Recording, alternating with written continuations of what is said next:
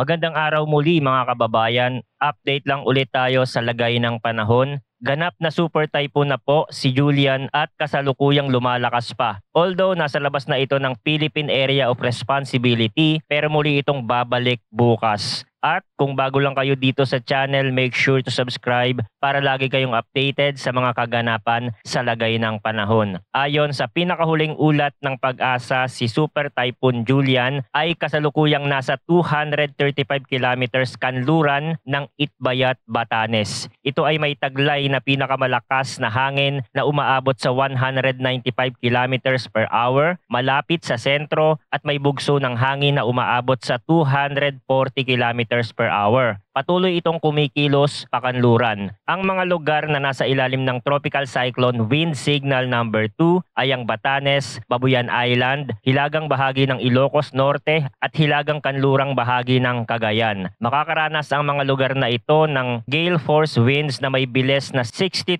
to 88 kilometers per hour na posibleng magdulot ng minor hanggang moderate na pinsala. Mangyari po lamang na sundin ang mga abiso ng lokal na pamahalaan upang masiguro ang kaligtasan. Signal number 1 naman ang Ilocos Norte, Ilocos Sur, La Union, Pangasinan, Apayao, Kalinga, Abra, Mountain Province, Ifugao, Benguet, natitirang bahagi ng Cagayan, Isabela, Quirino, Nueva Vizcaya, hilagang bahagi ng Aurora at hilagang bahagi ng Nueva Ecija. Para naman sa mga lugar na nasa ilalim ng signal number 1, asahan ang malakas na hangin na may bilis na 39 to 61 kilometers per hour na may minimal hanggang minor na pinsala. Heavy rainfall, orange warning na lang po ang nakataas sa Ilocos Norte and Batanes, yellow warning naman sa Babuyan Group of Island. Habang light to moderate sa Ilocos Sur, Abra, La Union, portions of Cagayan, Apayao, Mountain Province, Ifugao, Benguet, Kalinga. May mataas na banta ng storm surge or malalaking alon sa mga baybayin ng Batanes at Babuyan Island sa loob ng susunod na 48 hours. Kung ikaw ay nasa mababang lugar malapit sa dagat, sundin ang mga utos ukol sa evacuation mula sa inyong lokal na pamahalaan upang maiwasan ang panganib ng pagbaha at malalaking alon. Ayon sa forecast, inaasahang liliko patungong Hilagang Silangan si Super Typhoon Julian bukas, October 2. Papunta sa southwestern Taiwan. Inaasahan itong magla-landfall sa Taiwan bukas ng umaga o hapon. Pagkatapos tumama sa mga bundok ng Taiwan, posibleng humina ang bagyo at bumaba sa kategory na severe tropical storm bago ito tuluyang lumabas ng PAR sa Thursday ng umaga, October 3. Bagamat may posibilidad na lumakas pa ito sa susunod na 18 oras, ang pakikipag-ugnayan sa mabundok na bahagi ng Taiwan ay inaasahang magpapahina kay Julian. Gayunpaman, dahil sa kahinaan ng steering mechanism, hindi isinasantabi ang posibilidad ng biglang pagbabago ng direksyon. So yun lamang po ang weather update natin for today. Salamat sa pakikinig at patuloy po tayong mag-ingat.